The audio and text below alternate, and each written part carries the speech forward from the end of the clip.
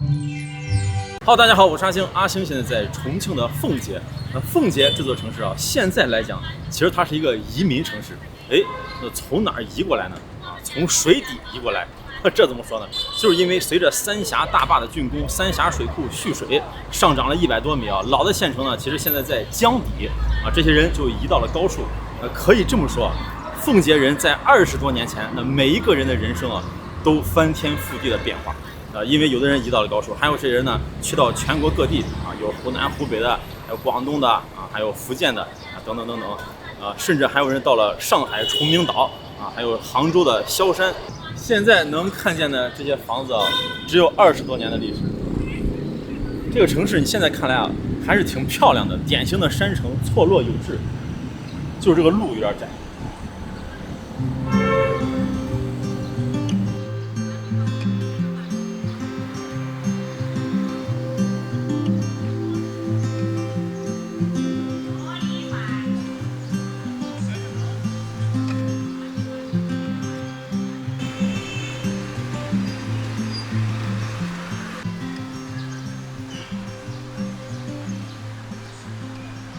这里是竹枝路，看周围这个环境啊，这是坡，这也是坡，高高低低的。拐过来有一个奉节的特色美食——大大面。你看这场景，真是高高低低的。这个面馆的名字叫老城3道拐，真是拐来拐去的大大面。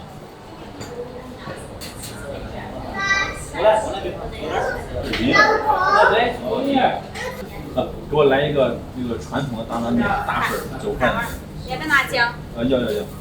再来个油饼，再来一个银耳汤。你们才问的？冰的。多少钱？40。14块。14。14啊。你说14，我听成40。不管人家啥口音，关键是咱也不会算账，几块加起来能40吗？是不是？吃面。等一下，去18块钱，又当半天。你那个价格高问。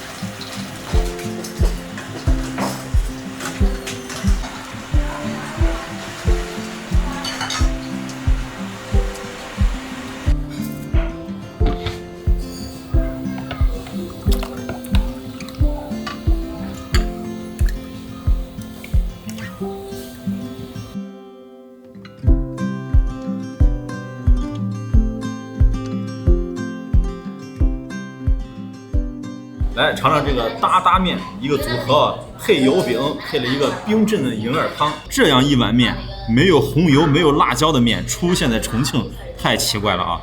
上面是一层鸡蛋卤，你看它那个菜单啊，非常的复杂，因为呢可以加各种臊子，比如说牛肉，比如说肥肠。先给它拌一拌，这个面条呢有点像北方的面啊，是扯面，非常的筋道。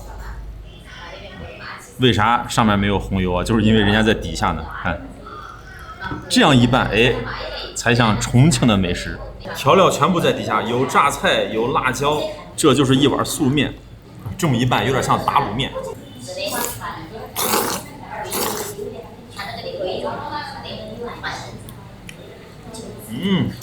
好吃。多裹点这个酱。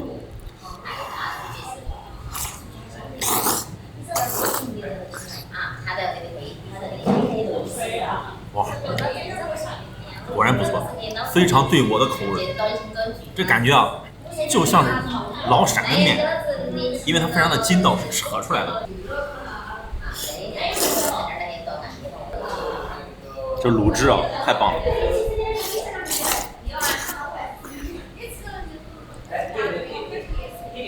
还有榨菜。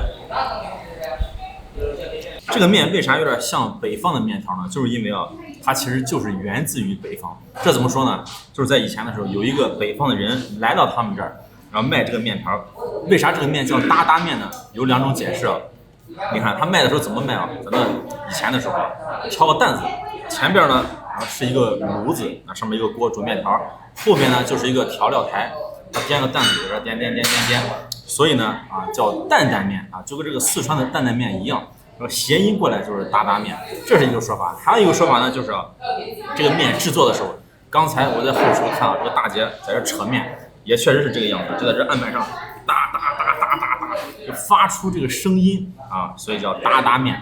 为啥要发出这个声音呢？就是因为啊，他挑着担子卖的时候，一个北方人来到重庆卖这个面条，没人敢吃，那不知道好吃不好吃，他就在调料台上架一个案板，在那儿扯啊，现场制作，手工制作，在这哒哒哒哒哒发出这个声音，吸引人。后来呢，这就成了奉节的一个传统美食。吃这个面还要配油饼，现炸的油饼。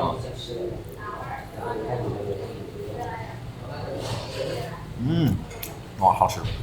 它和的这个面啊，非常的松软，里头还加点糖，吃起来有点像面包的感觉，就跟炸面包一样，香香甜甜的。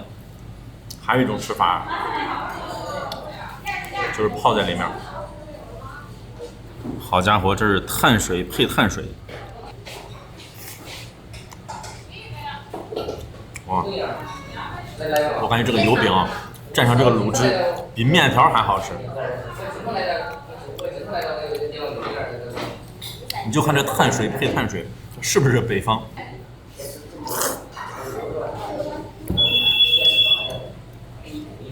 为啥要配冰银耳呢？就好像3秦套餐，肉夹馍凉皮儿，然后配个冰峰。哇，冰的，特别解腻。因为它这个卤汁啊非常浓稠，喝着有点糊嘴，刚好拿这个解腻。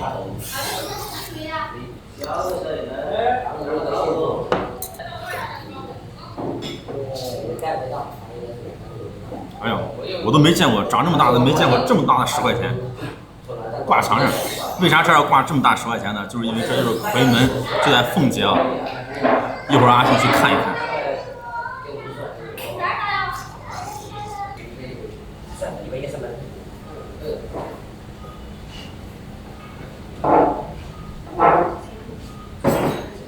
来，老板，你们加哪一碗的？牛肉的。牛肉。哎，好的，谢谢。啊，这老秦人来了这儿是吧？一碗不够吃，咱那碗这么大，这碗这么小，再加一碗啊。这个是牛肉的，一坨一坨的牛肉，然后底下呢就是调料，哇，好香啊！这个面条你看没？就是铂金光。你们是不是加了一个饼呢？啊，对，还有一个饼。好，谢谢。现炸的饼。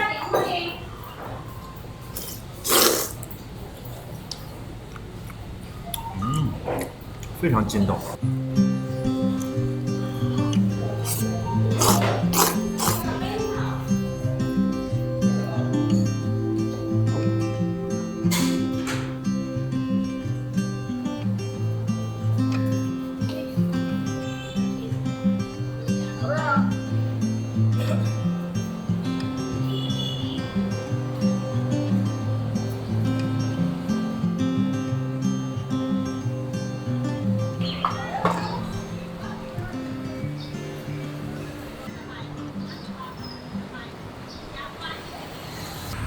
这里就是实验中学，如果有的朋友来到奉节啊，可以试一下这个美食，就是大脚板儿。那我今天来它没开门啊，遗憾吃不上了。它其实是烤的锅盔，里头加什么火腿肠呀，还有里脊肉，可以来一套啊。还有那个奶茶，还有那儿麻辣烫啊，一个套餐。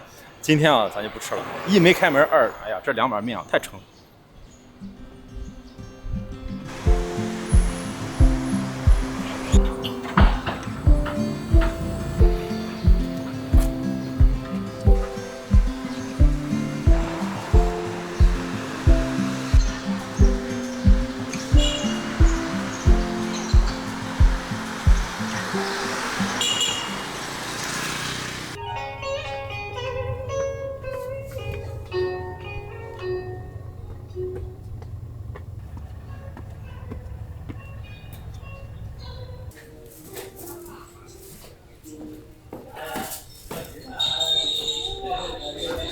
我的身后就是位于奉节县城几十公里外的白帝城，有一首诗啊，大家都很熟悉，就是李白写的“早发白帝城，朝辞白帝彩云间，千里江陵一日还，两岸猿声啼不住，轻舟已过万重山”。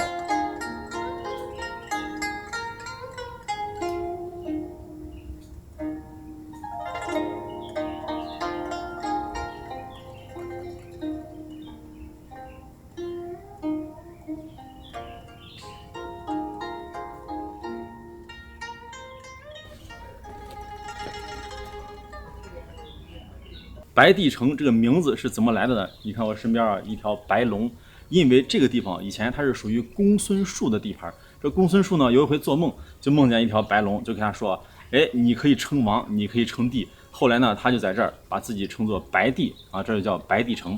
但是你现在来啊，哎，有一句话是“白帝城内无白帝，白帝妙计留先帝”。其实这个正门一进来，你看没，就是托孤堂。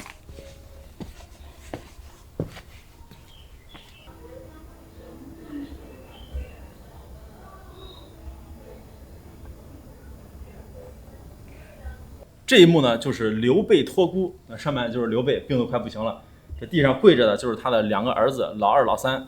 这儿呢是诸葛亮，这是群臣做过见证，就是刘备啊自己生病了啊，要准备后事，把权力呢交接给他的儿子，就是老大阿斗，让诸葛亮来辅佐这个阿斗。那阿斗呢是不在现场的，为啥呢？就是因为在古代啊，皇帝亲征啊打仗，这个儿子呢他就要留守城内，为啥呢？万一这个皇帝有个三长两短，这个儿子呢就可以直接继位。他儿子在哪儿呢？就是在现在的成都。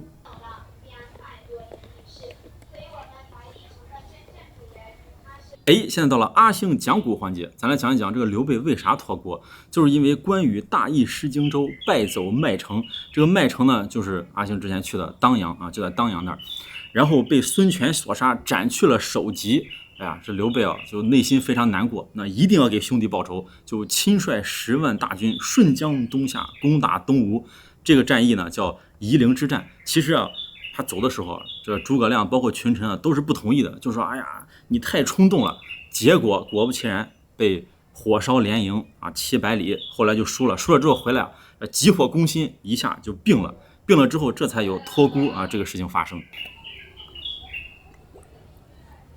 哎呀，先喝口茶，慢慢讲啊。咱借着这个托孤啊，讲讲刘备这个人。刘备这个人啊，就非常的厉害，他没有啥硬实力，就自身啊，但是呢，凭借着智商和情商双在线，哎，就赢得了一片天下啊，非常会笼络人。比如说这托孤的时候，他是这么给诸葛亮说的，就说我的儿子啊，这才能有限啊，你能服就服，服不了呢，你就亲自上，你可以自己称帝。你看多会笼络人，这诸葛亮这么一听啊，肯定心里头就很暖，对吧？但是呢，他又会做人，又会做事儿。做事儿怎么做呢？他说这个话的时候，你看多少人在那听着，文武百官都在现场做个见证。这诸葛亮又不傻，是不是？一听啊，赶紧磕头，就说：“哎呀，不会啊，我肯定会忠心耿耿啊，辅佐你的儿子，是不是？”这就是把人也做了，把事儿也做了。包括还有一件事啊，就是阿星之前在当阳啊讲的这个赵云啊，赵子龙是7进7出啊，单骑救主，救的是谁呢？就是小小的这个还在襁褓之中的阿斗啊，把这个阿斗救出来啊，这刘备啊握着孩子，当时做了一幕就震惊众人，怎么做的？直接把这孩子扔地上，就说：“你看，为了救我一个孩子啊，差点损失我1员大将。摔孩子这件事呢，还是会做人，会做事。会做人呢，就是笼络了赵云的心。那会做事是啥？你看啊，大家都知道这个刘备奇人异象，这胳膊本身就长，好家伙，胳膊本来就快到地上了，抱着孩子就专看哪儿软和，找个沙土地，啪一扔，是不是会做人，会做事？从此以后，这赵云对他是忠心耿耿，包括给诸葛亮托孤完以后，又单独找到了赵云，就给赵云说：“哎呀，你现在手握兵权啊，万一啊之后有个啥变化是吧？啊，你懂得啊。”赵云说：“啊，我明白，我明白。”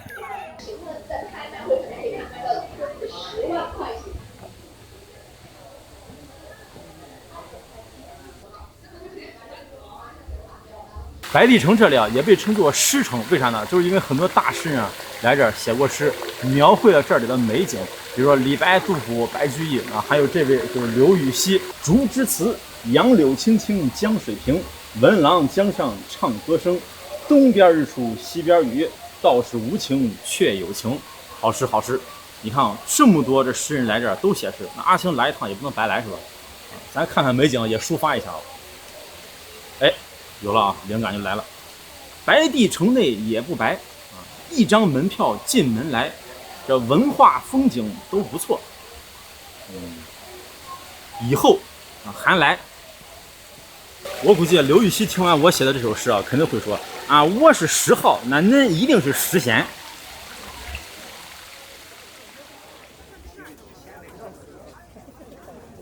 这里是瞿塘峡的夔门关啊，景色非常的漂亮。10元人民币，哎，背后的这个图片啊，就是这儿，一模一样啊，很壮观，主要突出一个雄伟壮观。这个夔门啊，为啥叫夔门呢？就夔这个字啊，它是《山海经》里的一种上古神兽，长得有点像龙。你看这个河道弯弯曲曲的，为啥叫门呢？就是你看很窄啊，像个门一样，所以叫夔门。而且凤姐啊，在以前叫夔州。啊，夔州之门，这里不仅景色好看，你看它这个结构啊，自古就是兵家必争之地。为啥呢？因为它是个天险，两边是悬崖，中间这个水道非常的窄，这就是为啥刘备要守在这儿，因为只要把这儿守住了，从东往西这个大军就过不来。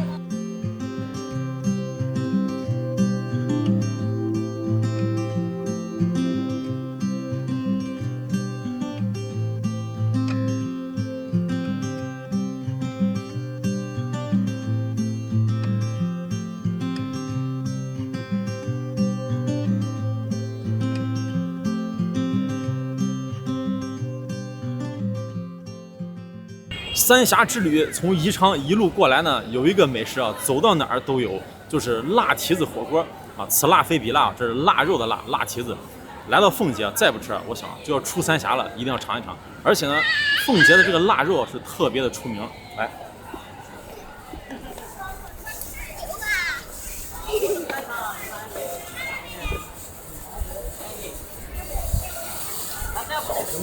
，2个人。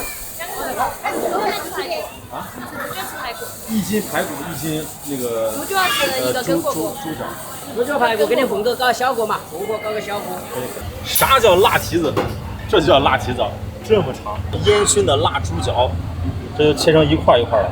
这个肉啊，看着就嚼劲，哇，闻着非常的香。山城吃辣味儿，你看啊，这很多有山有水的地方都爱吃这个辣味儿。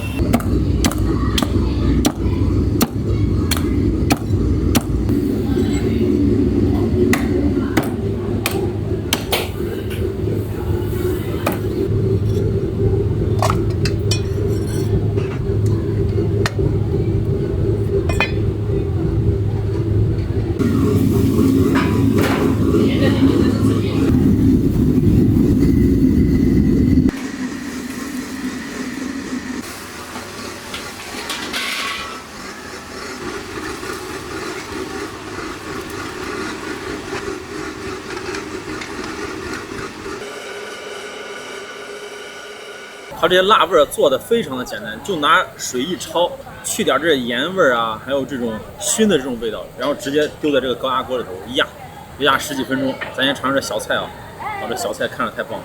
这些配菜啊，它是一个套餐，就是你点这个锅，人家给你配免费的，不用自己点啊。小孩不是配的。看人家这待遇，粉丝朋友们，现场实地是吧？观看直播。尝这个是麻辣豆腐丝儿，哇，我说这啥味道？就是牛油老火锅，就是那个味儿，感觉就是在牛油老火锅里煮出来的。还有这个豌豆，啊，我还以为是脆的，煮出来的，麻辣酸味儿，加了一些醋，这就是个下酒菜的味道啊。我最感兴趣的就是这个土豆片儿。哇，它炒的感觉像勾了芡一样啊！看这个薄度，然后这个火候，炒的这种脆脆的，哇，这个好吃。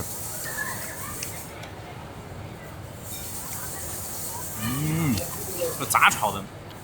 这么好吃，就是农家炒土豆片的味道。这个味道我一吃啊，我就想来个蒸馍，拿个蒸馍。一吃再喝点稀饭，喝点粥，就那个感觉，能想象到吧？好吃。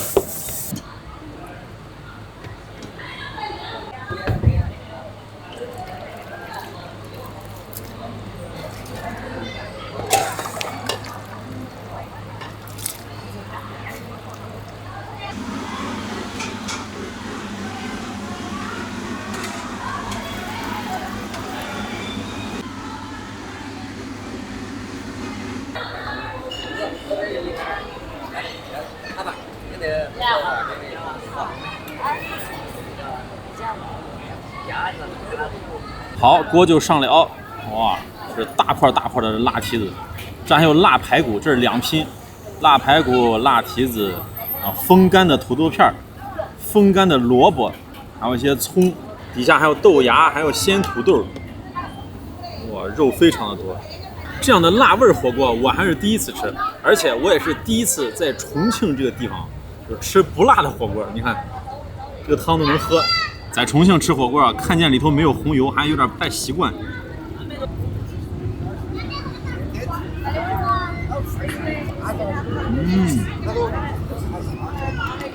哇，这啥味道啊？很浓的这个萝卜干萝卜煮出来的香味儿，然后呢就是腊肉的这种油脂的香味儿。这个汤你看，基本上和清汤一样。这个呢也不能说是油，全是胶原蛋白。来一块肉尝尝，哇，好大一块！看这块肉啊，有皮有瘦肉，这个肥的非常的少。为啥肥的少呢？因为这个油啊全部都风干了，风出来了。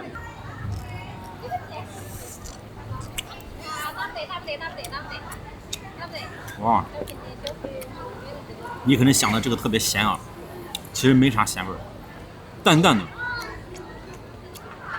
可能人家放这个盐啊是有技术，或者是就拿这个水不停的煮，不停的泡。你看这个肉的纹理啊，就一丝一丝、一块一块的，特别的有嚼头。再来一块辣排骨，我感觉这个排骨更好吃。你看这个颜值熏出来的，感觉像炸出来的一样，外面这个颜色直接脱骨。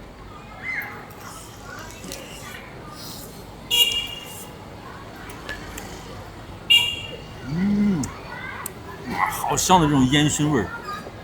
这个排骨更有嚼头。这个辣蹄子啊，其实看起来它就像是火腿一样啊，就是这种辣味火腿。这就是重庆的腌笃鲜。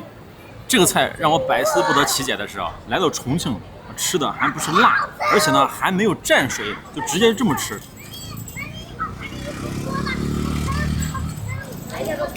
刚才我身后这个大姐就问我说：“你能吃辣不？”我以为说能吃辣椒不？我说我特别能吃辣，加麻加辣都可以。人家说就是这个辣味的辣。当地人说话太有意思了，问你能吃辣味不？里面还有炸过的豆腐、豆芽，还有这个干土豆。这些蔬菜啊，全部吸收了里头的油脂，还有肉的腊肉香味儿。肉里的味道已经煮进汤里了，来点木耳、小白菜，这个菜要多煮。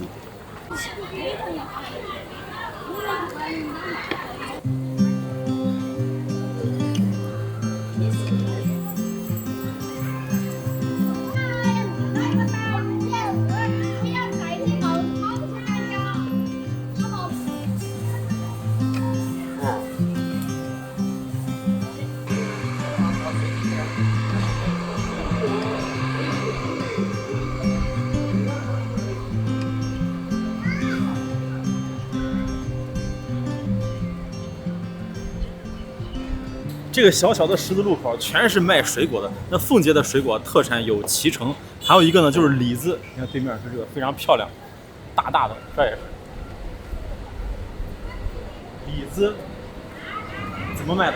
这个，这个10块，这脆的，这个是红头梨15，那个20，那个25。品种不一样是吧？啊，它是个子大小，红头梨的话。哦，是个头大小。啊，对对对。给我来这个吧，来这个，来上1斤，1斤20是吧？好。当地的味道很好，这是我们当地的。红糖梨。啊，红糖梨。哦。对。我以前吃的都是那种红色的。啊，它是现在还有早点嘛。哦，它也会变红。啊，有会。那红的好吃还是绿的好吃？差不多，现在都差不多的啊。现在如果你还要有一个李白，味道都很好大。但是糖分的话，这个有17个糖吧。7个糖了已经。啊，17个糖吧。17个糖了。啊。最佳的时间呢，还要一个礼拜。啊，最佳时间。啊，够了吗？有没有成？其实我们这边卖完了。40啊。这是橙子吗？对，脐橙。哦，你们当地的。对。这么大颗，这多少钱？这个3块钱一斤。3块钱一斤是吧？行，给我来一点袋子。哦，这橙子那个大的不行，大的可以，软点的，这个可以，这个可以，这可以啊。这个可以。这可以。我想拿大点的。大点的可以，小的你拿那个嘛也可以。